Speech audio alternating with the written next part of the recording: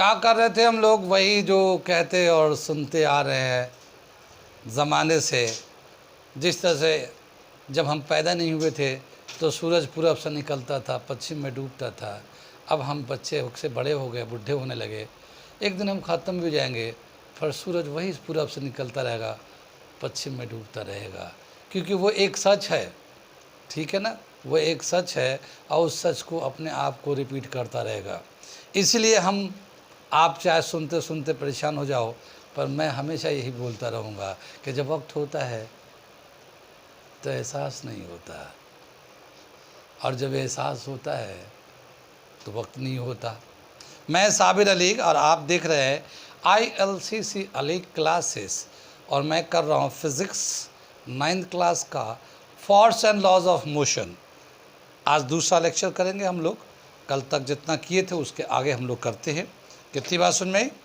तो करते हैं इसके आगे क्या क्या है, देखते हैं। कल तक हम लोगों ने किया था बैलेंस्ड एंड अनबैलेंस्ड फोर्स किया था। आगे इसके बाद है मोमेंटम। अगला जो टर्म है हम लोग करेंगे मोमेंटम। मोमेंटम को हम लोग डिनोट करते हैं P से, ठीक है ना। और P का जो रिलेशन दे रखा है M/V है। कैसे डिफाइन कर दें? Momentum of a body, momentum of a body is equal to product of mass and its velocity। ठीक है ना। एक बॉडी है, उसका मास कितना है और उसकी वेलोसिटी कितनी है, उसको जब प्रोडक्ट निकालते हैं, मल्टीप्लाई करते हैं, तो जितना आता है वही मोमेंटम कहलाता है। इसका यूनिट होता है, it's unit is kg meter per second.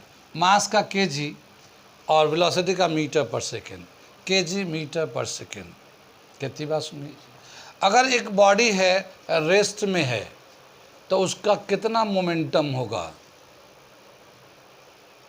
एक बॉडी है जो रेस्ट में है तो उसका कितना मोमेंटम होगा? जब बॉडी रेस्ट में होता है तो उसका वेलोसिटी 0 होता है, और जब 0 होगा मल्टीप्लाई करें तो मोमेंटम 0 हो जाएगा। तो when a body is in rest it's momentum is 0। ठीक है। When a body is in rest it's momentum is 0। ठीक है ना। मोमेंटम को क्या समझेंगे, कैसे समझेंगे? एक कॉमन लैंग्वेज से समझते हैं कि अगर हम कोई काम कर रहे हैं तो जब तक हमें कोई एम नहीं होता उसको करने का तरीका कुछ और होता है, और जैसे कोई एम आ जाता है तो फिर उसे करने का तरीका कुछ और हो जाता है। जैसे आप फॉर्म भर रहे हो AMU का, जामिया का, अभी तो आया ही नहीं, तो अभी हम लोग तैयारी कर रहे हैं, तैयारी चल रहे हैं। ठीक है ना, कर रहे हैं और चल रहे हैं। लेकिन अगर फॉर्म आ गया, ओह इस डेट में टेस्ट कर, ओह इस डेट में टेस्ट होना, अब तो इतना ही दिन बचा हुआ है, तो अब हमें तैयारी करने का तरीका थोड़ा बदल जाएगा। और फिर जैसे जैसे दिन करीब आते जाएंगे वैसे वैसे और भी तरीका बदलता जाएगा।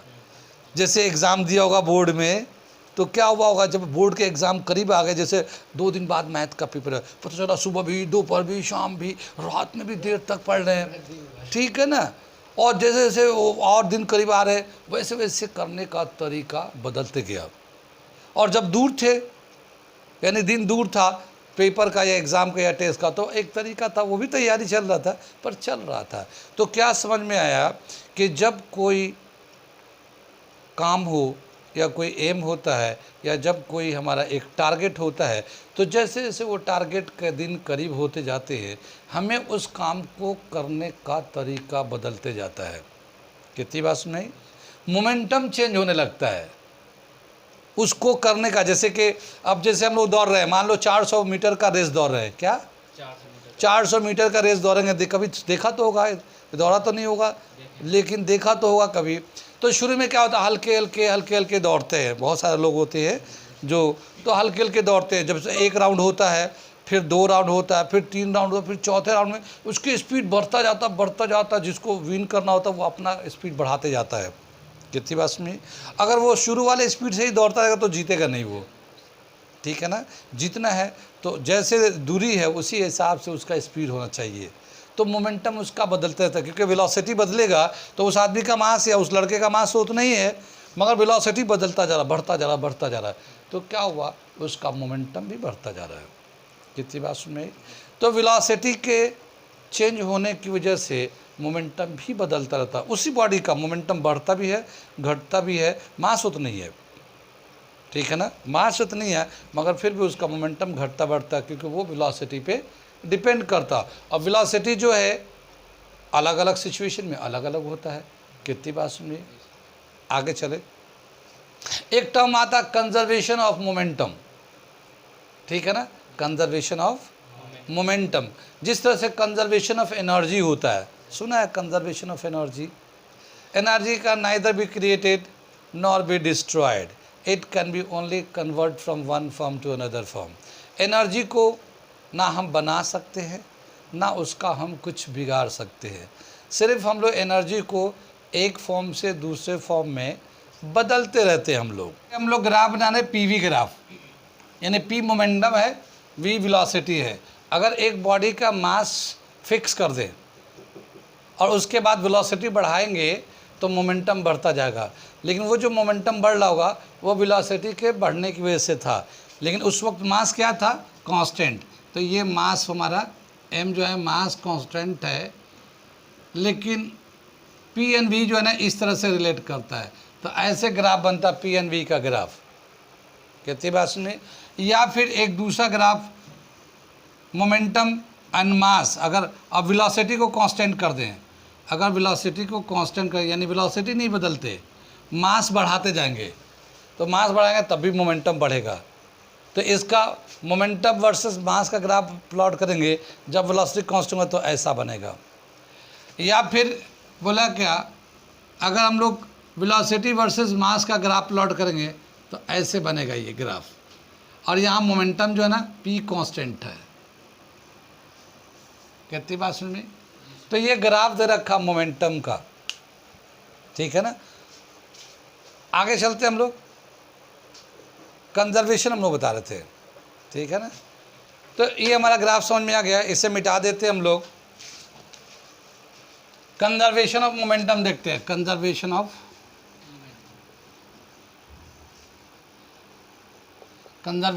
मोमेंटम क्या बताया। कंजर्वेशन ऑफ मोमेंटम क्या है, total momentum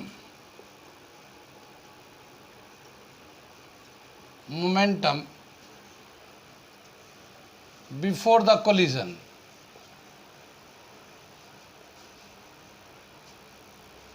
is equal to total momentum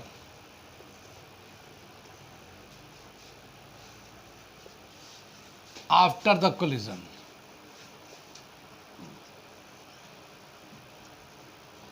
क्या मतलब हुआ, बोला कि दो बॉडी है, एक बॉडी ये है, मान लो एक बॉडी है, इसका अपना एक मास है, ठीक है ना, m1 है, इसकी अपनी एक वेलोसिटी है, मूव कर रहा है तो u1 है। एक दूसरा मास है ये, ठीक है ना, ये दूसरा मास है, ये m2 है, इसका इनिशियल वेलोसिटी u2 है। अब इसको हम लोग मूव कराएंगे, ठीक है ना, इसको मूव करा रहे हैं, m1 को मूव करा रहे हैं, और u1 जो है u2 से ज़्यादा है, u1 u2 से ज़्यादा है, यानी ये तेज़ी से जा रहा है, वो हल्के हल्के चल रहा है। जब ये जाके आगे टकराएगा तो टकराने के बाद क्या होगा, इनका वेलोसिटी चेंज हो जाएगा, इनका वेलोसिटी चेंज हो जाएगा, वेलोसिटी चेंज होगा मगर मास चेंज नहीं होगा, ठीक है ना।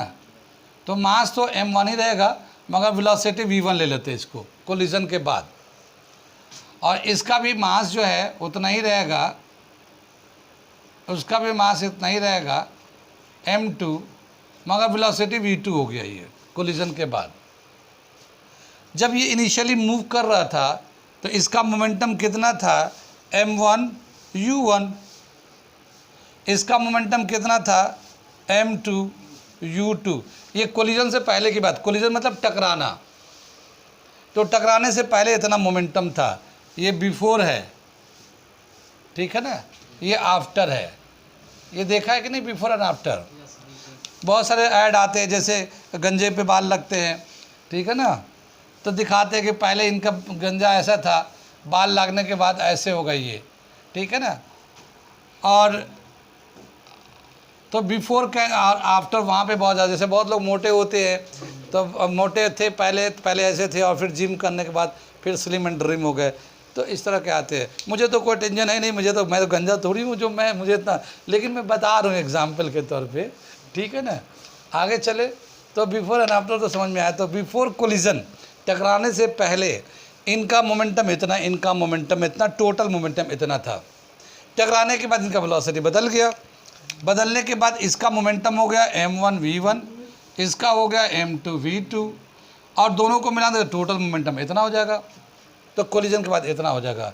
लेकिन कंजर्वेशन ऑफ मोमेंटम के हिसाब से क्या बोला कि total momentum before the collision is equal to total momentum after the collision. Collision से पहले जितना मोमेंटम था, कोलिजन के बाद भी उतना ही मोमेंटम रहता है। तो m1 u1 plus m2 u2 is equal to m1 v1 m2 v2। इसका ये एक फॉर्मूला आता है कंजर्वेशन ऑफ मोमेंटम के हिसाब से। करेंगे, इसका न्यूमेरिकल बहुत अच्छे खासे हैं, लेकिन इसका एक ड्राइव भी है जो बड़े क्लासेस में है कोलिजन का, उसे हम लोग कराएंगे। फिलहाल अभी आगे बढ़ते हम लोग, ठीक है ना। मोमेंटम समझ में आ गया। कोई भी आदमी हो या कोई भी मशीन हो, मोमेंटम उसका कंजर्व रहता है। जैसे ऐसा होता है, कैसा होता है कि जब एग्ज़ाम के दिन आते हैं तो हम लोग बहुत ज़्यादा पढ़ने लगते हैं, रात दिन मेहनत करने लगते हैं, तो हमारे जिस्म के ऊपर जो है ना बहुत स्ट्रेस हो जाता है। लेकिन जैसे एग्ज़ाम ख़त्म हो जाता है फिर हम लोग बिल्कुल आराम से फैल जाते हैं, ठीक है ना, आज़ाद पंछी की तरह। कौन पढ़ता है किताब को, कौन पढ़ना तो छोड़ो, छूते भी नहीं है किताब को, कई दिन तक तो छूते भी नहीं है। और फिर कभी कोई किताब मांगने आता, भाई मुझे ये वाला किताब दे दो, आपके छोटे बच्चे स्कूल का होता है ना, तो बड़े मान लो 10th क्लास का किताब मांगने आया, बच्चा 9th में था, पास हो गए, भाई मुझे, अरे 10th क्लास का किताब रखा तो होगा, पता नहीं कहाँ रखा होगा, ढूंढना पड़ेगा। भाई अभी रात दिन पढ़ रहे थे उस किताब को, आप कह रहा मुझे ढूंढना पड़ेगा अपने ही घर में। ऐसा होता है ना, ऐसे ही होता है, ठीक है ना। यानी इतने भूल जाते कि यही पता नहीं था कि किताब कहाँ रखा है, ठीक है ना। पढ़ना तो दूर, छूना भी दूर, यही पता नहीं किताब के घर में कहाँ रखा हुआ है, ठीक है ना। इस कदर भूल जाते हैं। तो जिस वक्त हम लोग किताब नहीं पढ़ रहे थे उस वक्त हम लोग दूसरे फेज़ में होते हैं, और जिस वक्त एग्ज़ाम आता है उस वक्त पढ़ रहे थे उस वक्त दूसरे फेज़ में होते हैं। लेकिन एज ए होल जितना हमने एक टाइम में मेहनत नहीं किया तो दूसरे टाइम में मेहनत किया। क्यों? क्योंकि एग्ज़ाम पास करना था, पहले पढ़े होते तो एग्ज़ाम में उतना नहीं मेहनत करना पड़ता।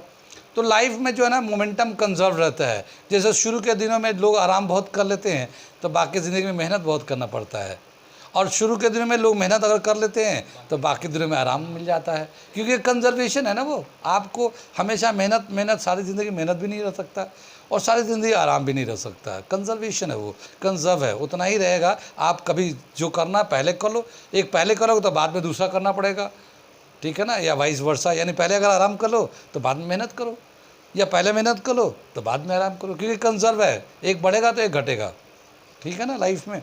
तो कंजर्वेशन ऑफ मोमेंटम जो है बहुत सारे जगहों में अप्लाई होता है। ये दे रखा है उसका conservation of momentum. Collision, total momentum before the collision is equal to total momentum after the collision. आगे चलते हैं, और क्या दे रखा, सेकेंड लॉ ऑफ न्यूटन, ठीक है ना, सेकेंड लॉ ऑफ न्यूटन। दूसरा लॉ क्या दे रखा न्यूटन ने, मिटा देते इसे। बताएगा कि हम लोग ये जो वीडियो है हम बताया, पहले भी बताया है कि वो जो बच्चे 9th क्लास में हैं वो ज़रूर सब्सक्राइब करने चैनल को, क्योंकि आपके एकेडमिक हम इसमें बताते हैं। साथ ही वो बच्चे जो 10th के बाद AMU जामिया के लिए अगर तैयारी कर रहे हैं तो वो भी सब्सक्राइब कर ले कि हम इस चैनल पे बहुत सारी बातें जो तैयारी से रिलेटेड है वो आते रहेंगे। और उसके बाद जो लोग नीट जेई के लिए आगे फ्यूचर में जाएंगे वो भी सब्सक्राइब कर ले, क्योंकि नीट जी के लिए हम लोग इनमें जो सिलेबस है इस लेवल का वो हम आपको इस जगह पे एक्सप्लेन कर देंगे। तो उसके लिए एक यहाँ पे एक टर्म दे रखा है, ठीक है, क्या बताया, कोलिजन। कोलिजन बताया था ना अभी, total momentum before the collision is equal to total momentum after the collision. Collision का मतलब होता है टकराना, दो बॉडी का टकराना, ठीक है ना। तो हम ये थोड़ा सा अपर क्लास का बताने जा रहे हैं हम लोग कोलिजन को। कोलिजन टकराना, कोलिजन जो है ना अपने नेचर के हिसाब से टू टाइप्स को लेते हैं। एक होता है इलास्टिक कोलिजन, इलास्टिक कोलिजन, और दूसरा होता है inelastic collision, inelastic collision, ठीक है। इलास्टिक कोलिजन में क्या बताया कि इसमें पोटेंशियल एनर्जी, मोमेंटम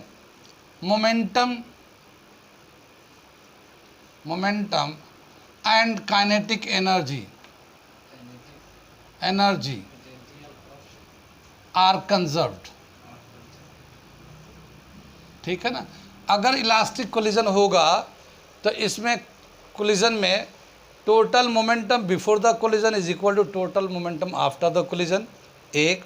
फिर total kinetic energy before the collision is also equal to total kinetic energy after the collision. Collision के बाद भी उसका टोटल काइनेटिक एनर्जी भी कंजर्व रहता है अगर ये इलास्टिक होता है तो। इन इलास्टिक में क्या होता है, only momentum is conserved, momentum is conserved, ठीक है ना। काइनेटिक एनर्जी कंजर्व नहीं होता इन इलास्टिक कोलिजन में। कितनी बात सुन में, आगे चले हम लोग, बंद करना, ठीक है। इलास्टिक कोलिजन में मोमेंटम कार्य के दोनों कंजर्व रहता है, इन इलास्टिक में ओनली मोमेंटम इज कंजर्व्ड, ठीक है। यहाँ पे एक छोटा सा ड्राइव है, मैं करके दिखाता हूँ, वो उनके लिए जो नीट जेई के लिए फाउंडेशन करेंगे वो देखते हैं क्या है ये। इलास्टिक कोलिजन के लिए इसमें momentum and kinetic energy conserve रहता है। तो हम लोग दो बॉडी लेते हैं, एक बॉडी ये है, इसका मास m1 है, u1 है इनिशियल वेलोसिटी, और ये दूसरी बॉडी है, इसका मास m2 है, u2 है। यहाँ पे u1 इज़ ग्रेटर देन, इसे हम लोग मिटा देते हैं, इसके बाद हम लोग डिराइव करते हैं फार्मूला एक, ठीक है ना।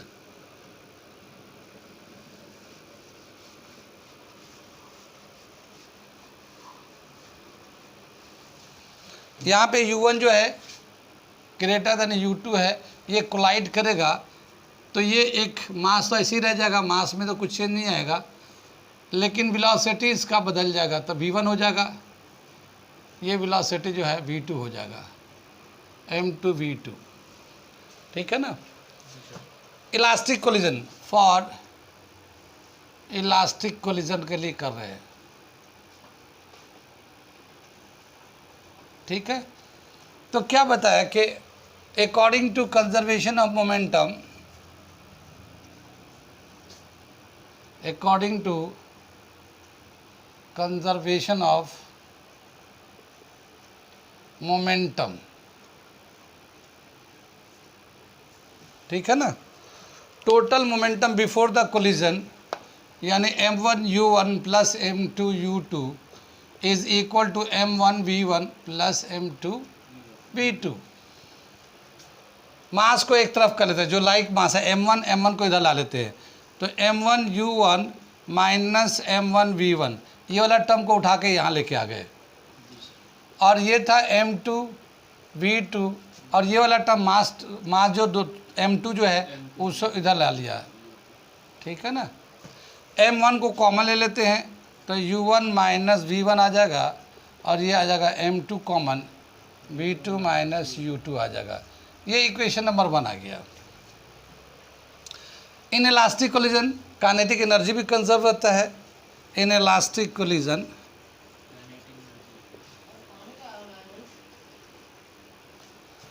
in elastic collision kinetic energy is also conserved। Momentum तो कंजर्व रहता ही रहता है, काइनेटिक एनर्जी भी कंजर्व रहता है। तो half m1 u1 square plus half m2 u2 square, ये तो total kinetic energy before the collision हो जाएगा। ये half m1 v1 square plus half m2 v2 square, ठीक है ना। अब ये m1 को एक तरफ कर लेते हैं, half m1 u1 square minus half m1 v1 square, ये m1 को एक तरफ कर लिया। ये half m2 v2 square half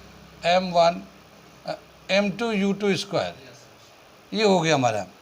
half m1 common निकाल लेंगे, u1 square minus v1 square, ये आ जाएगा। ये हाफ m2 कॉमन निकाल लेंगे, v2 square minus u2 square, ये दूसरा नंबर इक्वेशन हो गया, ठीक है ना। अब क्या हुआ कि पहले इक्वेशन को दूसरे इक्वेशन से डिवाइड कर देते हैं। डिवाइडिंग इक्वेशन 1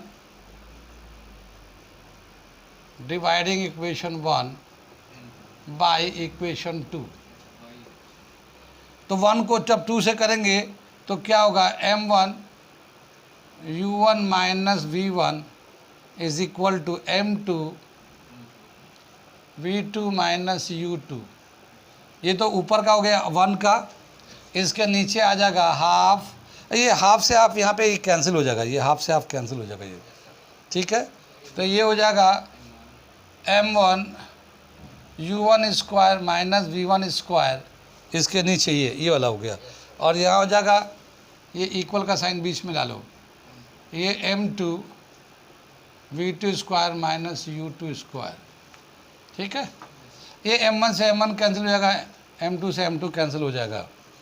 ये जो नीचे a square minus B square है, तो एक बार प्लस में एक बार माइनस में लिखेंगे, यहाँ पे भी वही चीज़ करेंगे।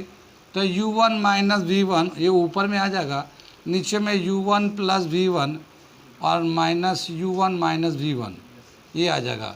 फिर ऐसे ही v2 माइनस u2 और ये v2 plus u2 and v2 minus u2, ये माइनस वाला कैंसिल हो जाएगा, ये माइनस वाला कैंसिल हो जाएगा ये। तो 1 by v1 u1 plus v1 is equal to 1 by v2 u2, cross multiply करेंगे u2 plus v2 is equal to u1 plus v1, ठीक है। ये रिलेशन आ गया है, u2 plus v2 is equal to u1 plus v1। अब इसको हम लोग थोड़ा अरेंज कर लेते हैं, ये सब तो समझ में आ रही है।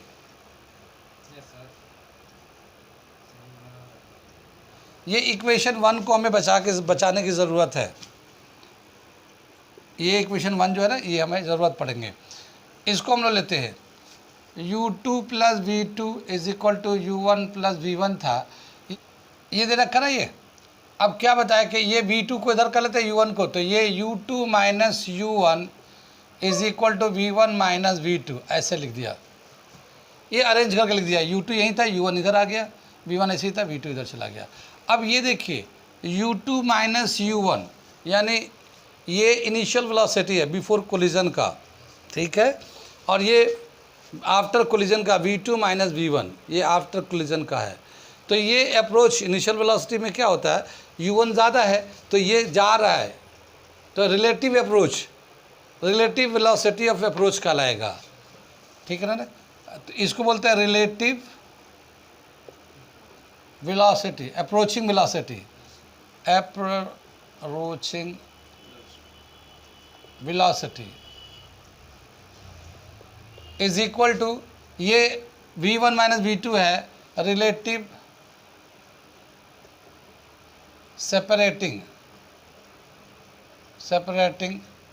वेलोसिटी, ठीक है ना, ये इसको कहलाता है, इसको हम बोलते हैं, ठीक है ना।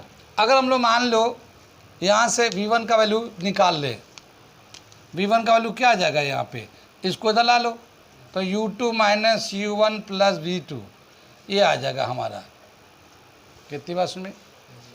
और ये इक्वेशन 1 में डाल देते हैं, इस वाले v1 की जगह पे, ये v1 है ना यहाँ पे, यहाँ पे डाल देते वैल्यू को। तो putting the value of v1 in equation 1, इधर से मिटा दे रहे हैं हम लोग।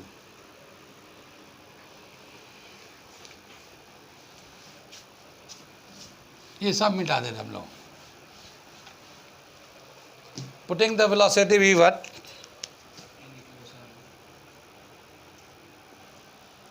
हमने v1 का वैल्यू जो है ना यहाँ पे डाल दिया।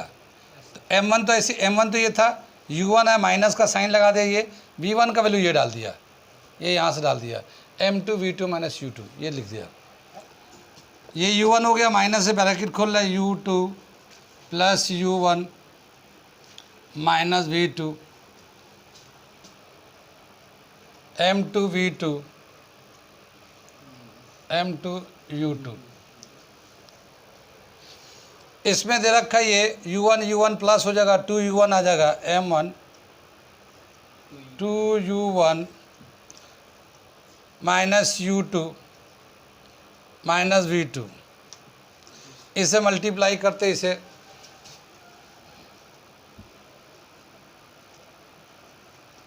2m1 u1 minus m1 u2 minus m1 v2 is equal to, इसका ले लेते इस साइड से m2 u2, उसको घुमाने पड़ेंगे, m2 v2 minus m2 u2। ये है, ये u2 को सबको एक तरफ करते हैं, ये u2 है, ये भी u2 है, इधर ला लेते हैं। तो क्या मिलेगा 2m1 u1 और ये m1 u2 plus m2 u2, ठीक है। और ये जो है v2 को उधर ले जाते हैं, तो यहाँ पे है m2 v2 था और ये माइनस हो जाएगा प्लस हो जाएगा m1 v2। ये दे रखा हमारा 2m1 u1, इसमें ये u2 कॉमन ले लेते हैं, तो ये जब माइनस ले लेंगे हम लोग u2, या फिर इसको आगे कर लेते, इसको पीछे कर लेते, तो क्या मिलेगा हमें ये m2 u2 minus m1 u2, आगे पीछे कर ले, इसको इधर कर ले, इसको उधर कर लिया, यहाँ से v2 कॉमन ले लेते हैं m1 प्लस m2, ठीक है। ये जो है 2m1 u1 है और यहाँ पे u2 कॉमन ले लेते हैं, तो m2 माइनस m1 ये आ जाएगा, ठीक है। और ये v2 m1 प्लस m2, ठीक है। v2 का वैल्यू निकालना चाहते हैं तो ये मल्टीप्लाई था, इसके डिवाइड में चलाएगा, तो 2m1 u1 फिर bracket m2 minus m1 u2 upon m1 plus m2, ये v2 का वैल्यू आ गया हमारा। ये एक फाइनल फार्मूला आ गया, final velocity of second body after the collision. जब कोलाइड करेगा तो v2 कितना वेलोसिटी होगा, वो ये आ गया 2m1 m2, यानी initial momentum of the first body. तो ये पहला बॉडी था, इसका इनिशियल मोमेंटम m1 u1 था, इसका डबल है ये, तो आइस m1 u1, फिर इन दोनों के मास का डिफरेंस निकाला m2 माइनस m1 और फिर u2, इसी का वेलोसिटी इनिशियल वेलोसिटी ले लिया, और फिर नीचे m1 प्लस m2 और v2 आ गया।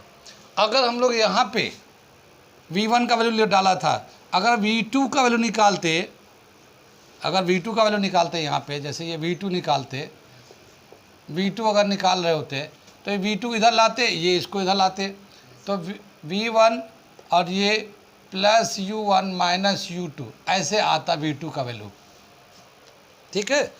और इस v2 का वैल्यू इन फर्स्ट इक्वेशन इसमें डालते, यहाँ पे v2 पे डालते और फिर सिंप्लीफाई करते, तो हमारा यहाँ पे v1 का वैल्यू आता है। और v1 का जो वैल्यू होता वो मैं यहाँ लिख रहा हूँ डायरेक्ट, ठीक है ना। कितनी बात समझ में, ये यहाँ पे लिख रहा हूँ v1 का वैल्यू, v1 का वैल्यू होता ट्वाइस m2 u2। देखो ये पहले बॉडी का मोमेंटम था ट्वाइस, लेकिन जब v1 निकाले तो दूसरे बॉडी का टोटल ट्वाइस मोमेंटम निकालेंगे। फिर ये plus m1 minus m2 into u1, m1 minus m2 into u1 हो जाएगा, ये u2 है ना, वहाँ u1 हो जाएगा, और नीचे m1 प्लस m2, ये हमारा फॉर्मूला आ जाएगा v1 का, ठीक है ना। तो कोलिजन के बाद फर्स्ट वाले बॉडी का जो वेलोसिटी होगा वो इतना होगा कोलिजन के बाद, और सेकंड वाला बॉडी का जो वेलोसिटी होगा वो इतना होगा। कितनी बात में इसको हम लोग यूज़ करेंगे बहुत सारे लॉजिक वाले सवाल करने के लिए, कंसेप्चुअल का सवाल करने के लिए इसको यूज़ करेंगे, कंसेप्ट बेस्ड सवाल। तो इसी से हम लोग प्रूव भी करते चलेंगे, तो इसलिए हमने इसको ड्राइव किया।